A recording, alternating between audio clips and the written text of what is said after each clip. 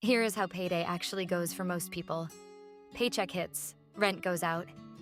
You Venmo your roommate for utilities. You grab Chipotle because you earned it. DoorDash Thursday. Netflix, some clothes, gas, a random Amazon purchase you definitely needed. And then it's 2 weeks later and you've got $47 in your account and you're like, where did it go?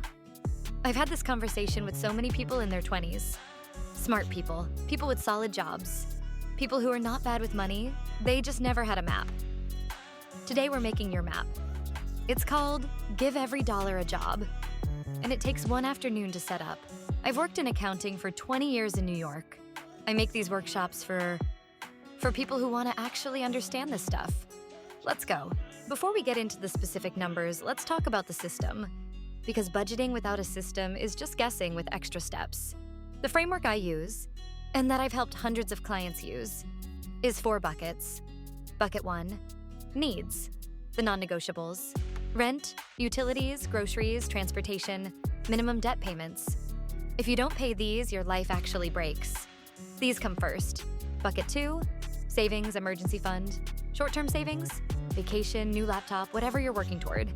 This comes before wants, before Chipotle, before Hulu, before everything except needs. Bucket 3, investments.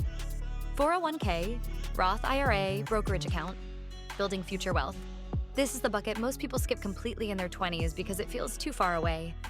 It is not too far away. This is the bucket that builds freedom. Bucket 4, wants. Everything fun. Going out, clothes, subscriptions, DoorDash, video games, concerts. This bucket gets what's left after the first 3 buckets are handled, not the other way around. Needs, savings, investments, wants. In that order. Now, you've probably heard of the 50-30-20 rule. 50% needs, 30% wants, 20% savings.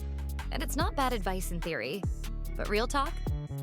In 2026, in any major city, that rule is low-key unrealistic. If you're making $3,000 a month and your rent alone is $1,200, that's already 40% of your take-home. The math ain't mathing for a lot of people. So we're not going to pretend one rule fits everyone. Instead, let me run 3 real scenarios at 3 income levels. Find the one closest to yours and use it as your starting map. Scenario 1, $3,000 a month take-home. This is roughly a $42,000 to $45,000 salary after taxes. Entry-level job, first apartment, maybe a side hustle supplementing things. Let's build this. Rent, $1,000. This means you probably have roommates, which is fine. That's how it works right now. Food, groceries, plus some eating out, $300. Transportation, car, public transit, gas, Uber when needed, $350. Utilities, electric, internet, phone, $200. Debt minimums, student loans, credit card minimums, $200. That's $2,050 in pure needs. You've got $950 left. Now, before you spend $1 of that $950, emergency fund contribution, $200. Until you hit your 3-month target, this is non-negotiable. Investing, at minimum, enough to get any employer 401k match, $150. That leaves you $600 for everything else. Subscriptions, going out, clothes, entertainment. The entire wants category lives in that $600. Is it tight? Yes, but it's a real map. You know what every dollar is doing. And here's the thing about this scenario. Every raise, every promotion, every side hustle dollar, you're adding to savings and investments first. You don't upgrade your lifestyle until the buckets are fuller. That's how you climb out of this scenario. Scenario 2, $5,000 a month take home. This is somewhere around $65,000 to $75,000 salary. Maybe you got a promotion, you're a couple years into your career, or you've got a meaningful side income going. This is where things start to feel a little more real. Rent, $1,500. Maybe your own place, maybe a nicer spot with roommates. Food, $400, bro. You can eat better and cook less. Transportation, $400. Utilities, $200. Debt minimums, $200. Needs, $2,700. You've got $2,300 left. Now, here's where scenario 2 gets interesting. You have enough to actually invest meaningfully. 401k contributions. At minimum to capture full employer match. $300 Roth IRA contribution. Maxing if possible. That's $583 a month to hit the $7,000 annual limit. $500. Total investing per month, $800. Emergency fund and short-term savings, $250. That leaves $1,250 for wants. Subscriptions, going out, Chipotle without guilt, a vacation fund. This is where life starts to feel sustainable and not just survival mode. The key move at this income level? Build the investing habit while your lifestyle is still relatively modest. Do not lifestyle creep to $5,000 expenses the moment your income hits $5,000. That's the trap. Keep needs controlled, let investments grow. Scenario 3, $8,000 a month take home. This is roughly $100,000 to $115,000 salary. Maybe you're a few years in, senior role, dual income household, or you've built something. This is where serious wealth building happens, if you don't fall into the lifestyle inflation trap. Rent, $2,200. Nicer spot. Maybe your own place in a real city. Food, $500.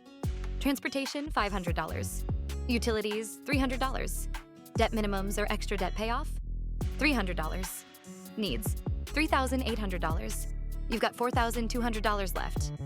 Here's how I'd allocate it. 401k, pushing toward the $23,500 annual max, $1,000 per month. Roth IRA, $583 per month to max the annual $7,000 limit. Brokerage account, taxable investing, $117. Total investing, $1,700 per month. That's almost $20,400 a year going to work for your future self. Short-term savings, travel, car fund, life goals, $300. Emergency fund top-up or maintain, $200. That leaves $2,000 for lifestyle, which is genuinely comfortable. Restaurants, concerts, nice things, travel, without feeling guilty because your financial foundation is solid. At 7% average return, $1,700 a month invested for 20 years is roughly $1 million. Not a typo, $1 million. From one income done consistently. That's what this scenario can look like if you don't inflate your lifestyle to eat all $8,000. Okay, I've shown you 3 scenarios, but here's the single rule that actually makes any of this work. Pay yourself first. Here's what I mean. The moment your paycheck hits your account, before you do anything else, savings and investments move out automatically. Not whatever's left at the end of the month. Not after you see how much you spent on DoorDash. Before. Most people budget backwards. They pay their bills, live their life, and save whatever's left. There's almost never anything left. Flip it. Automate your savings transfer for the day after payday. Automate your 401k through your employer. It never even hits your account. Automate your Roth IRA contribution. What's left after you pay yourself and cover your needs? That's your actual spending money. Spend it guilt-free, because the important stuff is already handled. This one behavioral change, automating savings before spending, is worth more than any budget spreadsheet you've ever made and abandoned in February. It removes willpower from the equation. Willpower is finite. Systems are not. Set it up once. Let it run. Adjust as your income grows. That's the whole system. All right, let me send you off with one action step. Pick your scenario. $3K, $5K, $8K, or something in between. Pull up your take-home pay from your last paycheck stub. Plug your actual essential expenses into those buckets. Figure out your savings number and your investing number for this month. Write them down. Then set up one automatic transfer, even if it's just $50 to start, so that money moves on payday. Give every dollar a job before it disappears. That's the whole game. Your $1.47 at the end of the month days are numbered. If this helped, subscribe. I drop a new financial workshop every week. Next video is on emergency funds, where to keep them, how much to save, and why your checking account is the worst place for it. Link right here. Drop your income level in the comments. I'll try to answer questions about your specific scenario. See you in the next one.